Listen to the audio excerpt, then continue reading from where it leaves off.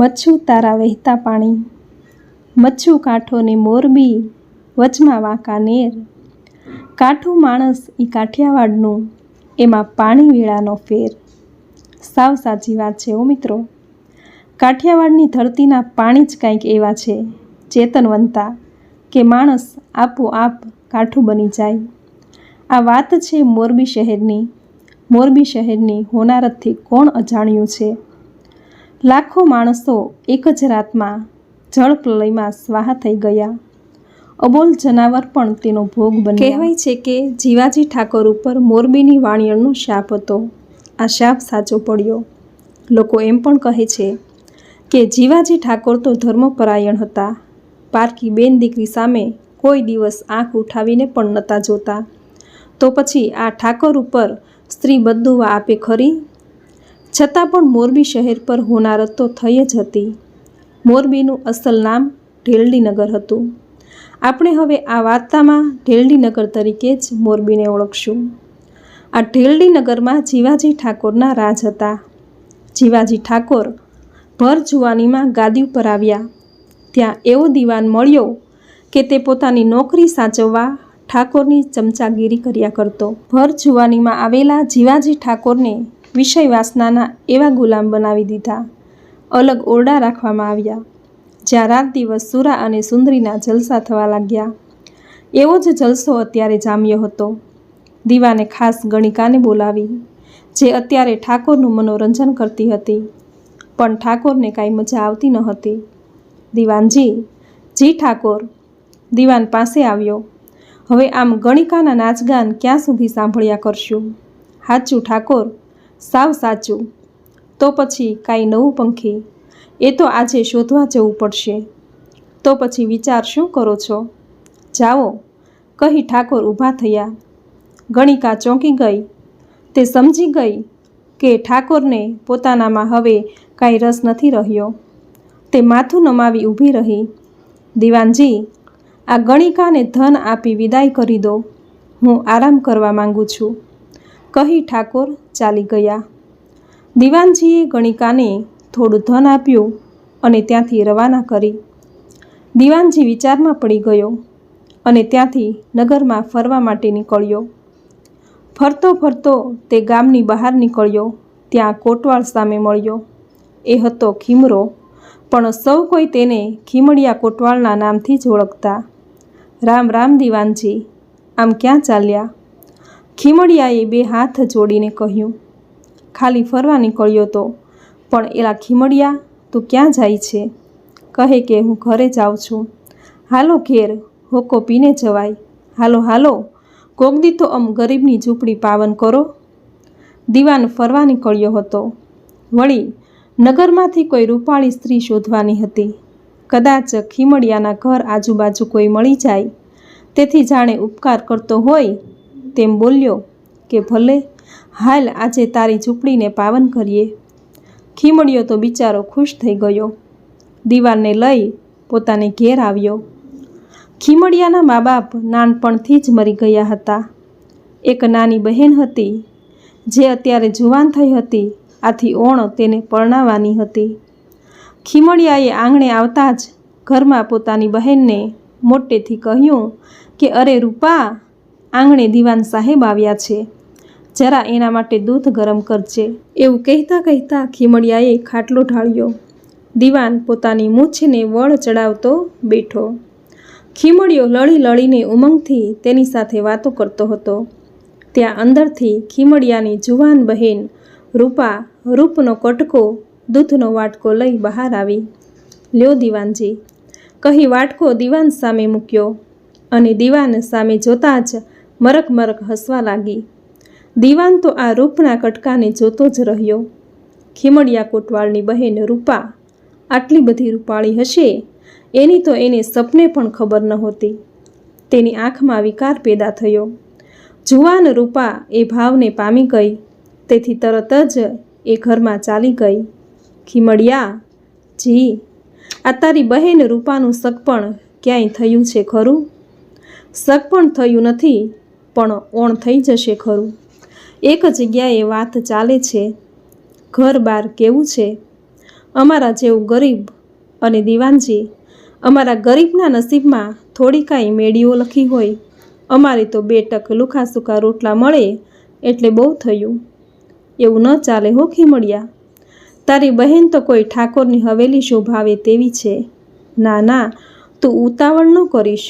રૂપાના સગપણની વાત તો હું ચલાવીશ. પણ એ પણ કાંઈ નહીં ચાલે.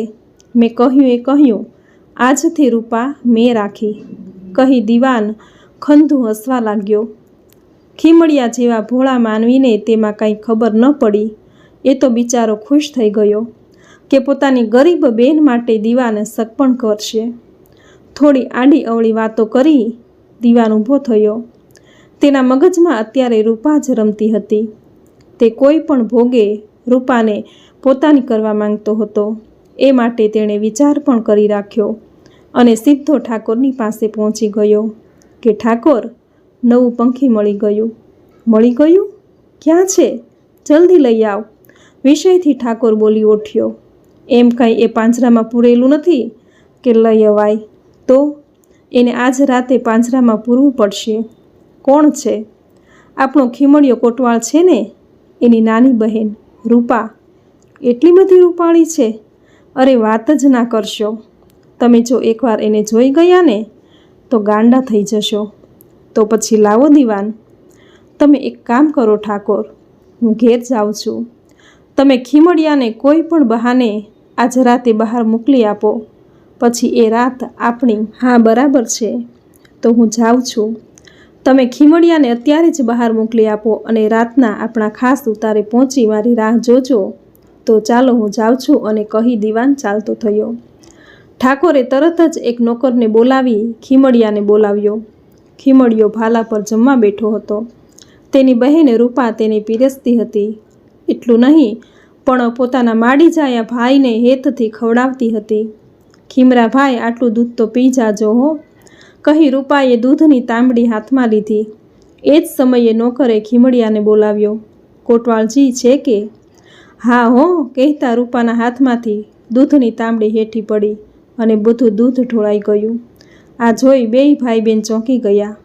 કોટવાળજી, ઠાકોર તમને હાંકરે છે, નોકરે કહ્યું. અટાણે? હા હો, જરા આવી જાજો, અને કહી નોકર ત્યાંથી ચાલ્યો ગયો. ભાઈ, રૂપા ધ્રુજી ગઈ. આ દૂધ ઢોળાયું હોય બેન, કિસ્મતમાં જે લખ્યું હશે એ થવાનું છે. ચાલ ખાઈ લે, તને મારા સમજે. બંને ભાઈ બેન ખાઈ રહ્યા. બેન, તું ઘરનું કામ કર ને, ત્યાં લગણ હું ઠાકોર પાસે જઈને હમણાં આવું. અને કહી ખીમડિયો તો ઉપડ્યો. ઠાકોર તો તેની રાહ જોતા દરબારગઢમાં બેઠા હતા. ત્યાં ખીમડિયાને જોઈ પાસે બોલાવ્યો. ખીમડિયો સલામ ભરીને ઊભો રહ્યો. ખીમડિયા, તારે અટાણે જ બેનને ઘેર જવું પડશે. જી? બેનને ત્યાં કોઈ મહેમાન આવ્યા હશે, એને લઈને તરત જ પાછો આવજે. તારી રાહ જોતા બેઠા હશે. મારે જ ત્યાં જવાનું હતું, પરંતુ આજે ઠકરાણાની તબિયત બરાબર નથી, તેથી જવાય તેમ નથી. ભલે બાપુ. અને હા, જો આવ્યા ન હોય તો ખાસ ત્યાં રોકાજે અને સવારમાં પણ લઈને આવજે. ભલે બાપુ, કહી ખીમડિયો ત્યાંથી ચાલી નીકળ્યો. ઘેર આવ્યો ત્યારે રૂપા સુવાની તૈયારી કરતી હતી. તેથી બોલ્યો કે બેન, મારે અટાણે ઠાકોરની બેનને ત્યાં મહેમાનને લેવા જવાનું થયું છે. તું અંદરથી ઘર બંધ કરીને સૂઈ જાજે. કહી ખીમડિયાએ પોતાનો ઘોડો તૈયાર કર્યો તથા હાથમાં ભાલો લઈ નીકળી ગયો. રૂપા ધ્રુજતા હૃદયે ઘર બંધ કરીને સૂઈ ગઈ. અડધી રાત થઈ. એ જ વખતે રૂપાના બારણા પર ટકોરા પડ્યા. રૂપા ઊંઘમાંથી જાગી ગઈ કે કોણ હશે? એ તો હું દીવાન છું રૂપા, બારણા ખોલ, તારા ઘરમાં ચોર છે. ચોર? રૂપા તો બિચારી ડરી ગઈ. ઊભી થઈ અને ઝડપથી બારણા ખોલ્યા તો સામે દીવાન પોતાની મૂછોને વળ ચડાવતો ઊભો હતો. તારો ભાઈ ક્યાં ગયો? એ તો બહાર ગયા છે. એટલે જ માળા ચોરને બેદાન મળ્યું, કહી દીવાન અંદર દાખલ થયો અને બારણા અંદરથી બંધ કર્યા.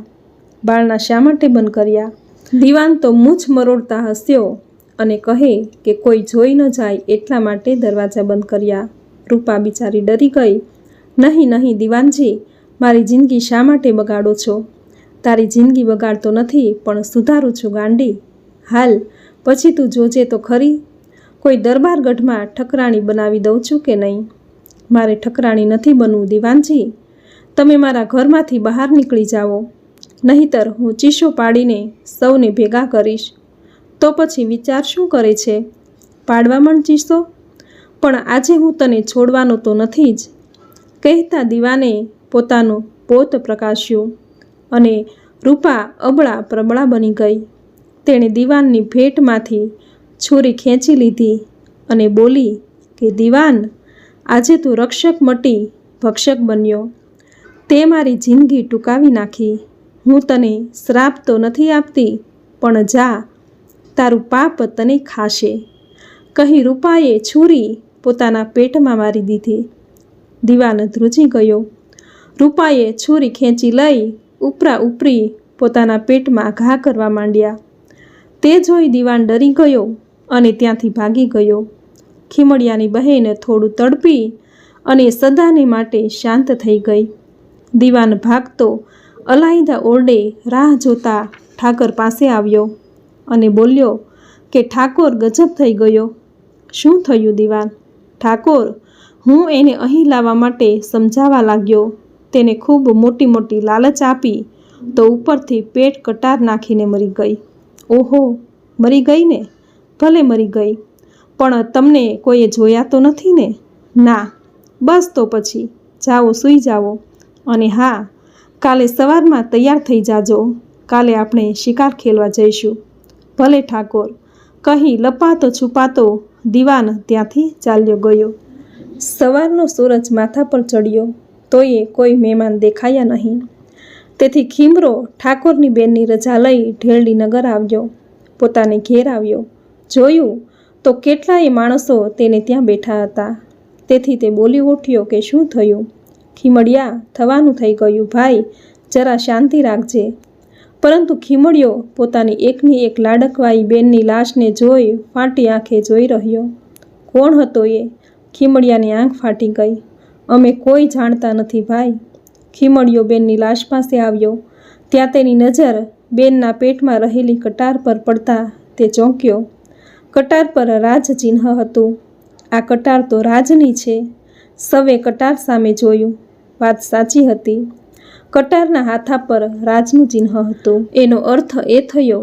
એટલું કહેતા અચાનક ખીમડિયો વિચારમાં પડી ગયો. તરત જ પોતાની બેનની લાશ ઉઠાવી ઘરની બહાર નીકળી ગયો. કોઈને કાંઈ સમજાયું નહીં. સૌ જોઈ રહ્યા. ઠાકોર, હાલો, પછી બહુ મોડું થઈ જશે. દીવાન ઉતાવળ કરતો હતો. બસ તૈયાર હો, કહી ઠાકોરે માથે પાઘ મૂક્યો. ત્યાં જ દરબારગઢમાં ખીમડિયા કોટવાળનો પડછંદ અવાજ અર્થડાયો. ઠાકોર! તે સાથે જ બંને ચોંક્યા.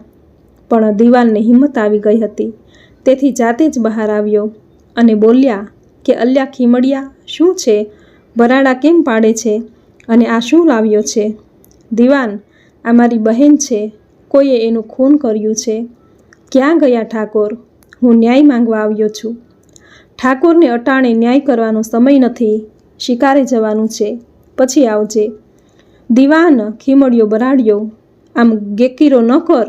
આ તારું ઘર નથી, દરબારગઢ છે. જા, કાલે આવજે. શું છે દીવાન? કહી ઠાકોર પાસે આવ્યો અને બોલ્યો કે ખીમડિયા, આ શું? તું બહાર ગયો નથી? અને આ લાશ? ઠાકોર, તમે મને બહાર મોકલ્યો, પણ રાતે કોઈ રાજના માણસે મારી બેનને મારી નાખી છે. ખીમડિયા, રાજનું નામ આપતા તને શરમ નથી આવતી? ઠાકોર, સાચું બોલવામાં શરમ શાની? વળી જુઓ, આ રહી સાબિતી. કહી કટાર ઠાકોરના પગ તરફ નાખી. ઠાકોર કટારને જોઈ રહ્યા. દીવાનનો હાથ ભેટ પર ફરવા લાગ્યો. પણ તરત જ તે બોલ્યો, આવી કટારીઓ ઉપરથી કોઈને ના કહેવાય. શી ખાતરી કે તે જ રાજને બદનામ કરવા? દીવાન! ખીમડિયાએ દીવાનની વાત કાપી નાખી. બરાડો પાડ્યો કે હું રાજની પાસે ન્યાય માંગવા આવ્યો છું. તે મળશે, એની તપાસ થશે પછી. પણ મારે તો અત્યારે જ ન્યાય જોઈએ છે. અત્યારે ઠાકોર શિકાર કરવા જાય છે. ફરી આવજે. આ અન્યાય છે ઠાકોર. રાજાએ તો પહેલાં પ્રજાના પોકાર સાંભળવા જોઈએ. એના બદલે તમે મને, હવે અમારે મોડું થાય છે, એક તારી બેન મરી ગઈ, એમાં ઠાકોરનો વખત કામ બગાડો છો. લ્યો હાલો ઠાકોર. હા હા ચાલો દીવાન, કહી બંને ખીમડિયા ઉપર નજર પણ નાખ્યા વિના ખસી ગયા. ઠાકોર, આ અન્યાય છે. ખીમડિયો બરાડ્યો.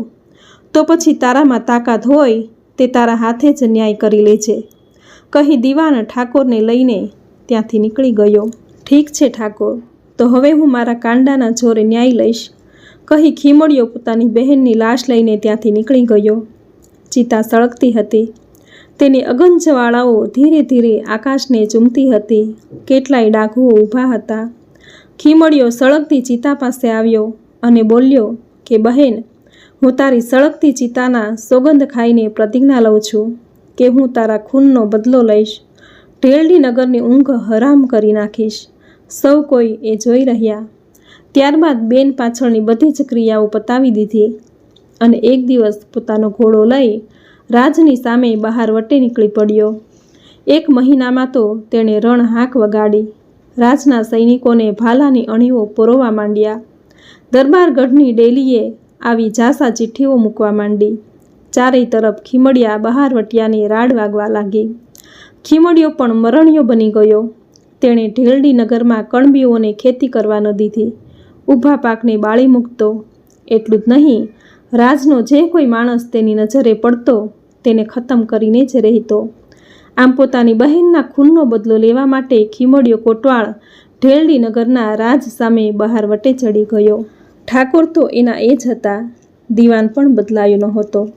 બંનેના કુકર્મો તો ચાલુ જ હતા. એ ઢેલડી નગરમાં વીરા ભગત ખૂબ સાદાઈથી જીવન જીવતા. સંતાનમાં એકમાત્ર દીકરી, જેનું નામ ડાળલબાઈ.